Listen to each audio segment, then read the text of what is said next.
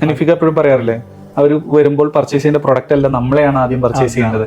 അതിനൊരു മൂല്യമുണ്ട്. അതെ, ആ മൂല്യത്തിനെയാണ് നമ്മൾ വിൽക്കാൻ എക്സ്ട്രാ എമൗണ്ട് ആയിട്ട് വിൽക്കാൻ. അല്ലാതെ അപ്പുറത്ത് നിൽക്കുന്ന ഒരു പ്രൊഡക്റ്റ് അവിടുത്തെ പോലെ തന്നെ ഇവിടെ എടുത്തു കൊടുക്കുന്നു, അത് വിൽക്കുന്നു, വില കൂട്ടുന്നു എന്ന് പറയുമ്പോൾ കസ്റ്റമേഴ്സിനെ നമുക്ക് ക്ലാസിഫൈ ചെയ്യാലോ. താഴെ തട്ടില്, മിഡിൽ തട്ടില്, മേലെ തട്ടില്. ഇതിൽ താഴെ തട്ടിലും മിഡിൽ തട്ടിലുള്ള ആളുകൾ അത് അക്സെപ്റ്റ് ചെയ്യില്ല. കാരണം അവർക്ക് പൈസക്ക് മൂല്യം, അവർ ആ പ്രൊഡക്റ്റിന് ഉള്ള മൂല്യമാണ് അവർ അവിടെ കാണുന്നത്. പൈസ നോക്കാത്ത ഒരു തട്ടുണ്ട്. ആ തട്ടുകളിലാണ് കൂടുതലും ഇത്തരത്തിലുള്ള സർവീസസിന് വാല്യൂ, ഇമ്പോർട്ടൻസ് കൊടുക്കുന്നത്. അവർക്കറിയാം അവരുടെ ലൈഫില് ഏറ്റവും വിലപ്പെട്ടത് പൈസയല്ല, സമയമാണ്.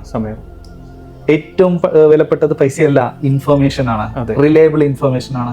ഏറ്റവും വിലപ്പെട്ടത് പൈസയല്ല, അവരുടെ ക്വാളിറ്റി സർവീസ് ആൻഡ് ട്രസ്റ്റ് ആണ്. മനസ്സിലായില്ല? ഈ എൻവയോൺമെന്റ് ആണ് ഷോപ്പിനകത്ത് നമ്മൾ ക്രിയേറ്റ് ചെയ്യുന്നത്. അപ്പോഴാണ് ഇത്തരം ചെറിയ ഈ ഒരു ഭയങ്കരമായി പ്രയാസപ്പെടുത്തുന്ന ബാർഗൈനിങ് നമുക്ക് ഒഴിയാൻ പറ്റും. അതെ, അല്ല മുഴുവനായിട്ട് ഒഴിയാനൊന്നും കഴിയില്ല. രണ്ടാമത് ഈ നെഗോസിയേഷൻ എപ്പോഴും നമ്മളെ കസ്റ്റമർ വിജയിക്കണം.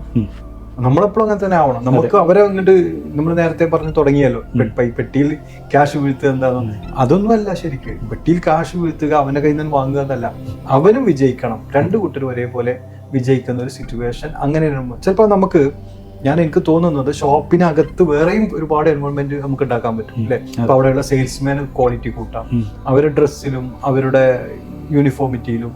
ഇതൊക്കെ നമ്മൾ കൊണ്ടുവന്നാൽ വരുന്ന കസ്റ്റമർക്ക് ഒരു വെൽക്കം ഡ്രിങ്ക് കൊടുക്കുന്നു. അതെ, മനസ്സിലായില്ലേ? ഇപ്പൊ ഹോട്ടൽസിലൊക്കെ പോയി കഴിഞ്ഞാൽ, കുറച്ചൊരു സ്റ്റാൻഡേർഡ് കൂടിയ ഹോട്ടൽസിൽ പോയി കഴിഞ്ഞാൽ അവർ വയ്ക്കുന്ന പേപ്പർ തന്നെ, ഇനി വയ്ക്കുന്ന പേപ്പറിന് പോലും ക്വാളിറ്റി ഉണ്ടായിരിക്കും. അവിടെ നമുക്ക് കളിക്കാനുള്ള ഓരോ ഗെയിംസും കാര്യങ്ങളും അവർ സെറ്റ് ചെയ്തിട്ടുണ്ട്. ഇതിനൊക്കെ ഒരു പ്രിന്റിംഗ് കോസ്റ്റ് ഉണ്ട്.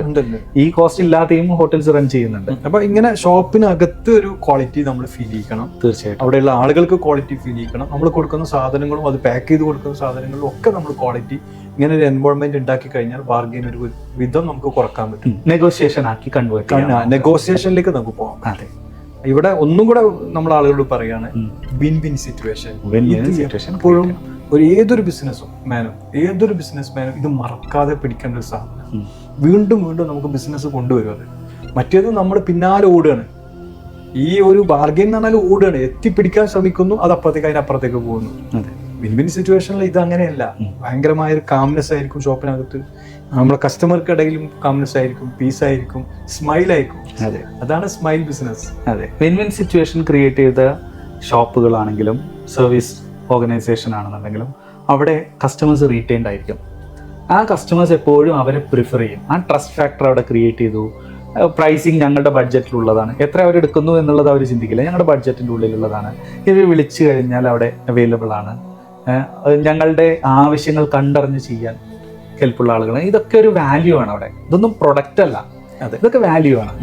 ഈ വാല്യൂസ് കസ്റ്റമേഴ്സിലോട്ട് നമ്മൾ കൊടുത്ത് കണക്റ്റഡ് ആയി കഴിഞ്ഞാൽ പിന്നെ അവർ പോലും. ഇപ്പം ഞാൻ അറിയാലോ, വെബ്സൈറ്റ് ഡെവലപ്മെന്റ് ആണ്, വെബ്സൈറ്റ് ഡെവലപ്മെന്റ്, ആപ്ലിക്കേഷൻ ഡെവലപ്മെന്റ്, ഇതിലൊക്കെയാണ് എൻ്റെ എക്സ്പെർട്ടീസ് എന്ന് പറയുന്നത് പ്രൊഫഷണലി.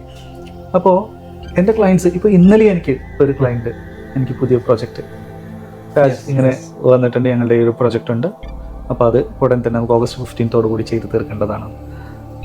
അവരിപ്പം എനിക്ക് 3-ാമത്തെ 4-ാമത്തെ പ്രൊജക്റ്റാണ് അവർ തരുന്നത്. ഞാൻ ചോദിച്ചിട്ടല്ല അവർ തരുന്നത്. അവരടുത്ത് രണ്ടാമത്തെ ഒരു ചോയ്സ് ഇല്ല, ഒരു ചോയ്സിലോട്ട് അവർ പോകുന്നില്ല. അങ്ങനെ ചോയ്സിനെ കുറിച്ച് ചിന്തിക്കുന്നില്ല.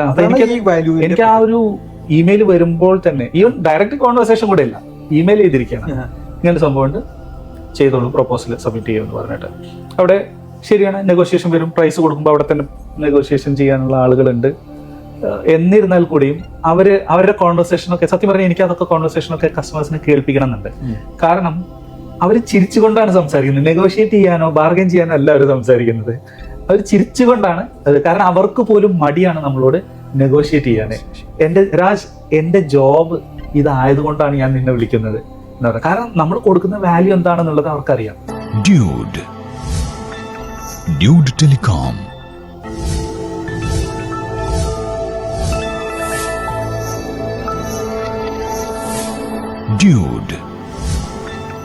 Dude Telecom.